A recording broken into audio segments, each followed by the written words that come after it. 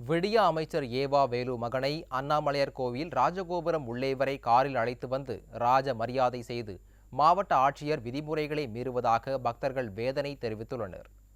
திருவண்ணாமலை அண்ணாமலையார் கோயிலில் பேரறிஞர் அண்ணாவின் நினைவு நாளை முன்னிட்டு சிறப்பு வழிபாடு மற்றும் பொது விருந்து நடைபெற்றது. இதில் பங்கேற்பதற்காக மாவட்ட ஆட்சியர் பாஸ்கர பாண்டியன், விடிய அரசின் அமைச்சர் ஏவா வேலுவின் மகன் வாவாவே கம்பன் ஆகியோர் வருகை தந்தனர். பெரும்பாலும் கோயில் கோபுரங்களுக்கு உள்ளே கார்களை அனுமதிப்பது கிடையாது. ஆனால் அமைச்சரின் மகன் என்ற ஒரே காரணத்திற்காக விதிமுறைகளை மீறி 5ஆம் பிரகாரம் வழியாக செட்டிவாசல் வரை மாவட்ட ஆட்சியர் ஏவாவே கம்பன் ஆகியோரது கார் வந்து நின்றது.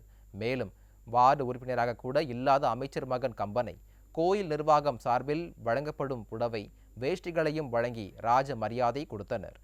பதவியிலேயே இல்லாத ஒருவருக்காக ஆட்சியர் விதிமுறைகளை மீறுவதாக பக்தர்கள் குற்றம் சாட்டியுள்ளனர்.